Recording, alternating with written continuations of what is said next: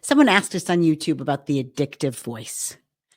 The addictive voice comes from Rational Recovery, which was founded in 1986 by Jack Trempe in California. And a lot of people really like Trempe's work. They like Rational Recovery.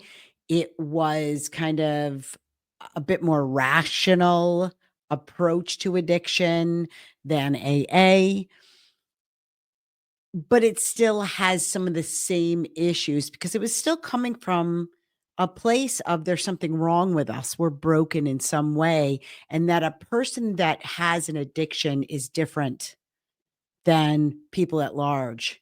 And I'm going to say something to you, and that is that everyone has quote unquote addictions because everyone builds habits. Humans are habit building creatures. Building a habit is completely normal. And we function that way because when you do something repeatedly that you see value in doing, you become more efficient at it. You become good at it. You're able to do it without even thinking. Think of walking and driving and riding a bicycle and playing piano or typing.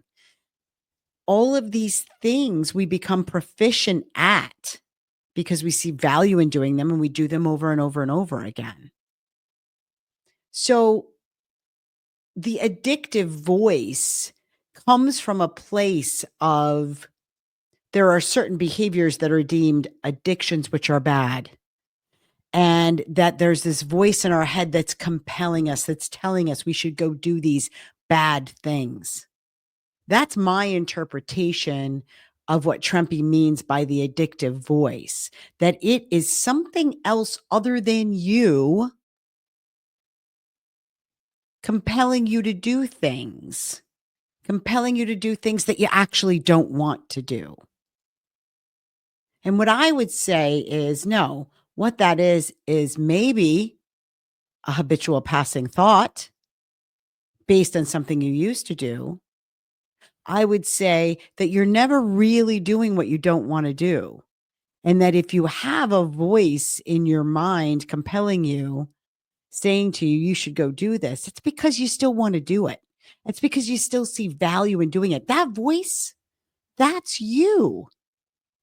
And that voice comes from a place of beliefs. It comes from a place that this is still valuable to me in some way. I still see benefits in this behavior.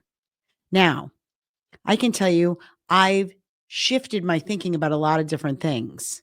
And there was a period of time in my life when I went back and forth with smoking cigarettes, even long after I put down other substances. And so there was a period of time when I argued with myself about cigarettes. I really liked them. I really didn't like them. And then I felt compelled for a little while. But, I never really bought into that whole idea that I was out of control. So if you buy into that idea that you're out of control, then this addictive voice becomes very powerful to you because you believe it is. You believe it's compelling you to do something you really don't like, you really hate, but you keep going back to it because you can't help it.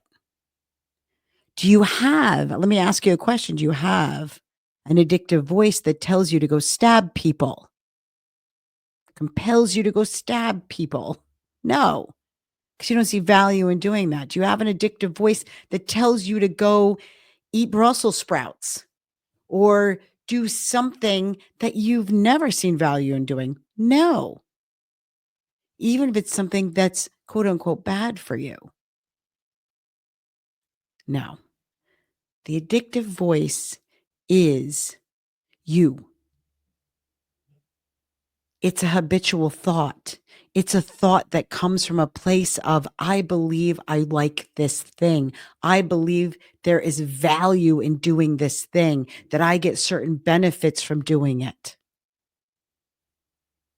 So if you want to shut that voice up, so to speak, the only way to do that is to devalue it. So let me go back to my cigarette smoking, right?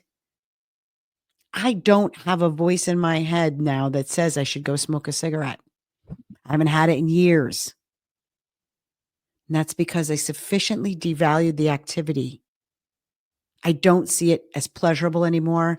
I don't see it as valuable to me in any way, shape, or form. And so there isn't even a passing thought that I should have a cigarette right now. It doesn't exist. But the way that I did that was exactly what we talk about in the freedom model, which is doing it mindfully and figuring out what I really liked about it, the benefits I saw in it. At the end, all that I hung on to was, this is something I'm doing that makes me feel independent, like my own person. It was my exertion of independence. And I saw that for the folly that it was, because at the time I was a grown woman with children, raising children. I was a grown woman. I owned my home. I'm married. I have a career. I have all of these things that exert my independence. How is taking nicotine into my lungs and my body an exertion of independence? Well, it isn't.